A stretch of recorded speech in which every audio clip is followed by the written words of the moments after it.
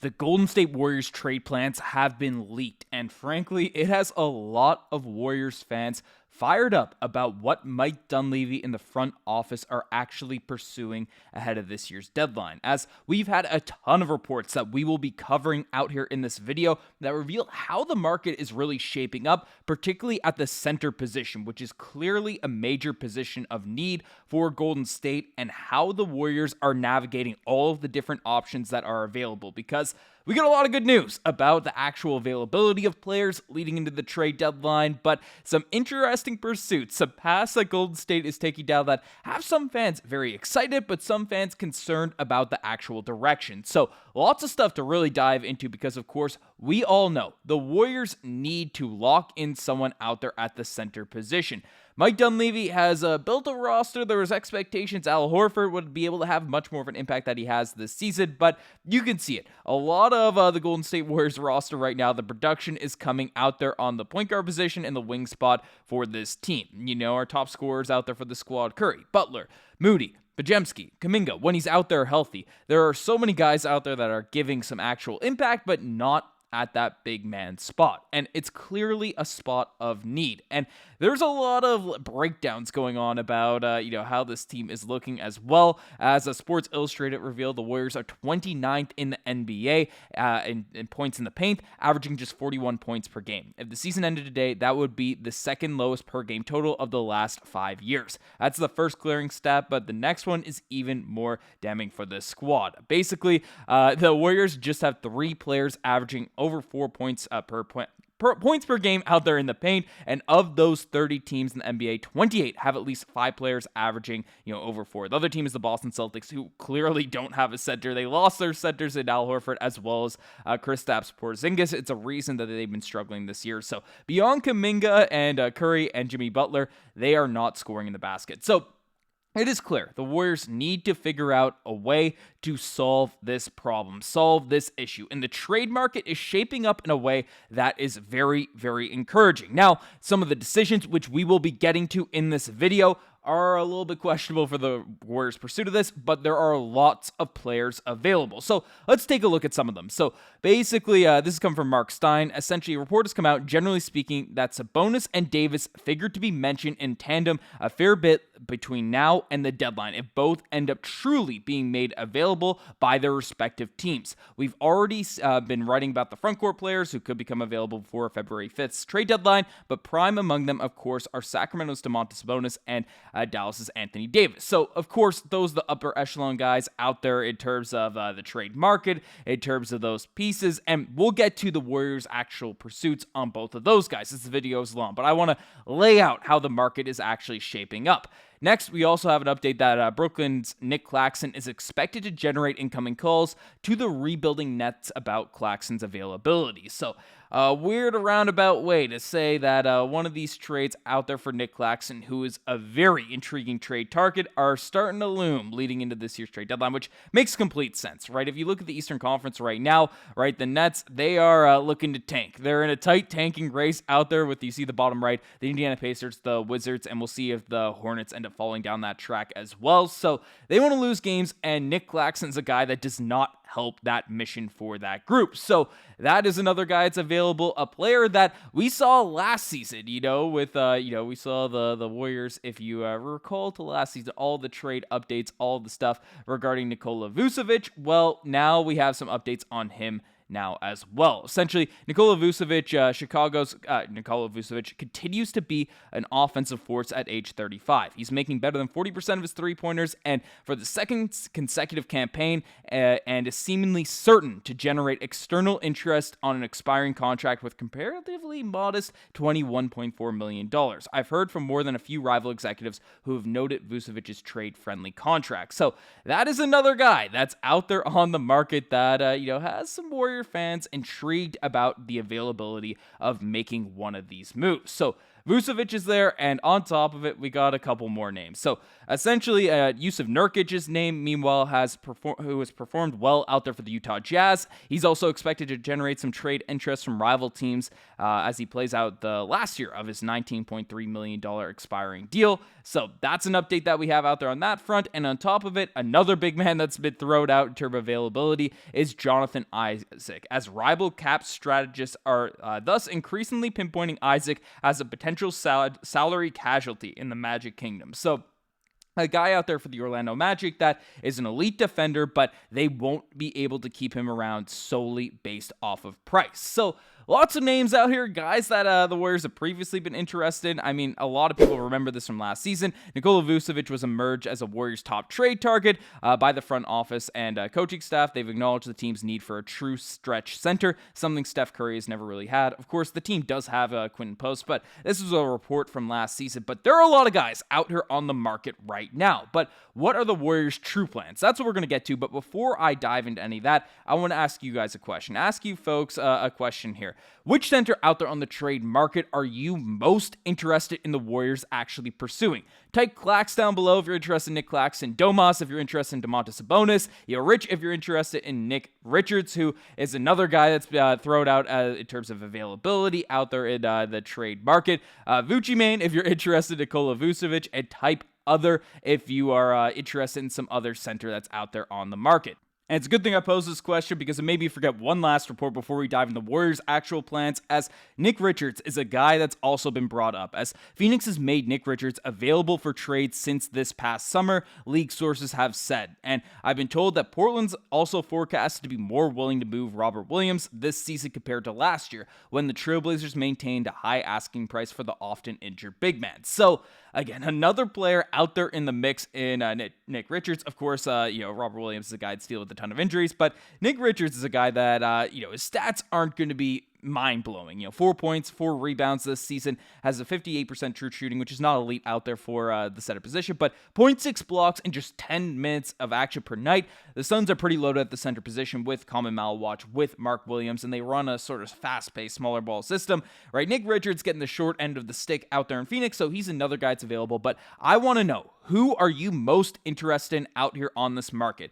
Clax, Domas, Rich, Vucci Main, or other? Let me know. I will respond to every single comment. But as I want to know what you guys think, we also all want to know what the Warriors are actually pursuing. What is, Mike Dunleavy Jr.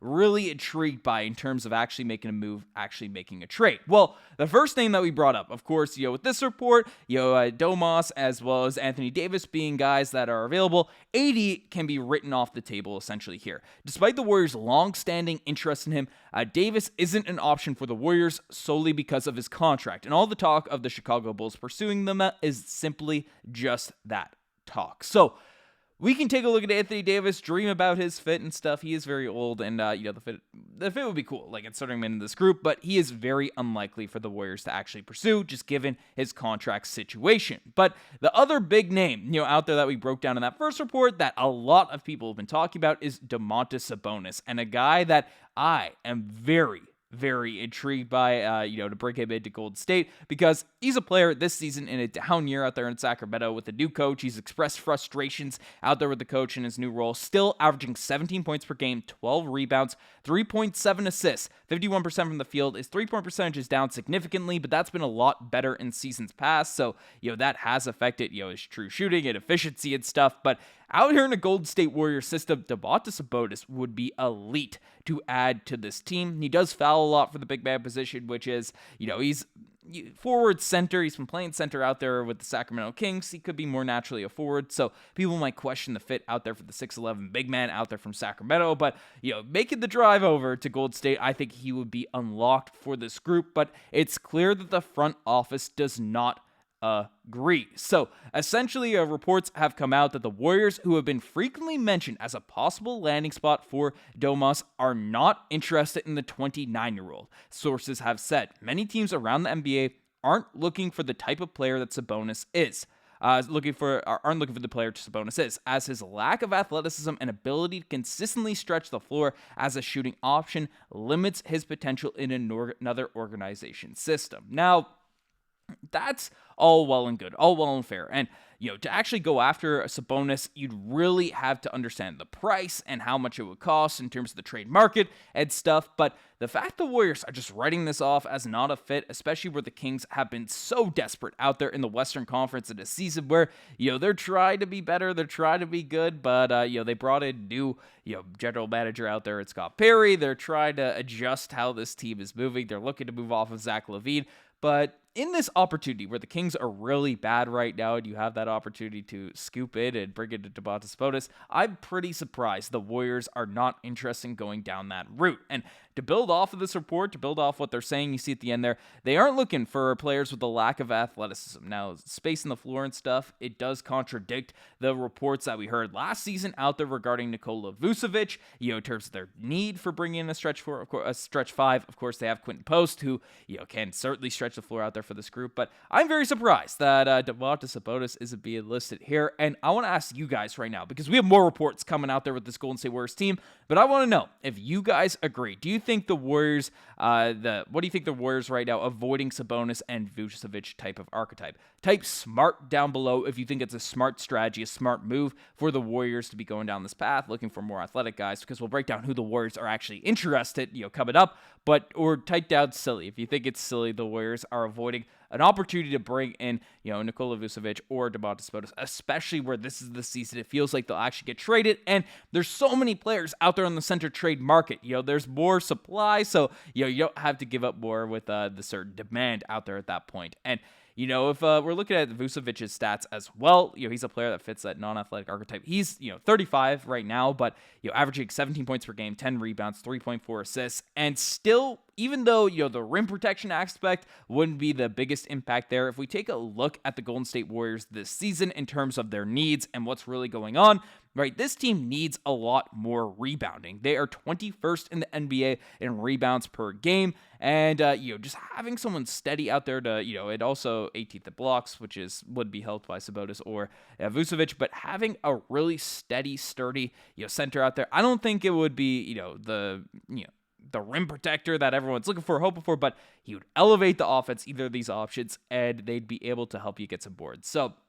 I find that interesting. Also help the field goal percentage. You get a more effective center. They're generally shooting better from the field. So those are all things you can take a look at, but who the heck are the Golden State Warriors actually targeting? Well, we have those updates and insights here now as well. Basically, for Brett Siegel, the expectations is that the Warriors will be evaluating all options out there on the trade market regarding experienced front court depth and athletic wings. Should Kuminga be traded, the Dubs will also do so with the intention of adding size and a player on the wing who could fill the role Wiggins held during his time with Golden State. So those are the two, things, and again, the centers that they've already written off the list aren't being listed here, but basically, the one name that comes up in discussions around the league as a potential target for the Warriors is Brooklyn Nets center Nick Claxton. However, there has been pushback to such a scenario involving Kuminga, as the Nets could have pursued the young forward at any point during the summer while he was a restricted free agent, but it doesn't appear as if Brooklyn has any interest in Kuminga. So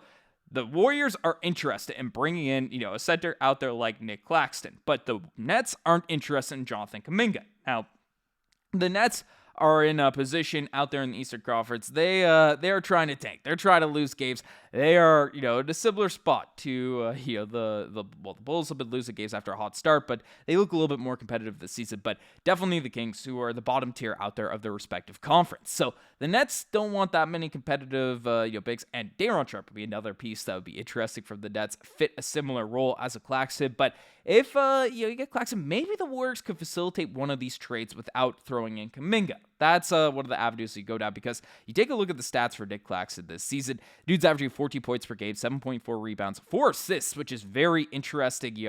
On that end of the floor, you don't think, when you think Nick Claxton, you think more shot blocker, rim protector, lob threat. You don't think a really solid passer at the center position, but he has really improved in those areas. The efficiency isn't crazy elite this season because he's not playing with a natural point guard. He's not a great free throw shooter, which is discouraging for a guy coming in, but he's in the top 96 percentile. He's 19th in the NBA in block shots per game, only playing, 30 minutes per night. So Nick Claxton is a dude that would really help out on the defensive end, would really help out as a rim protector for this group and be the backline in defense. So Steph Curry, Jimmy Butler at guarding out there on the wing aren't going to be in that desperate trouble if they do get blown by. So that's the real center trade target that the Warriors are really interested in bringing in, that style of players. So do you think that's the smart move? Again, I'll throw this question out there on the board. Do you think it's smart that they're avoiding, Domantas Sabonis and Vucevic style players and going after guys like Nick Claxton? Or do you disagree and think if you have the opportunity to bring in Sabonis, that's the move to make? But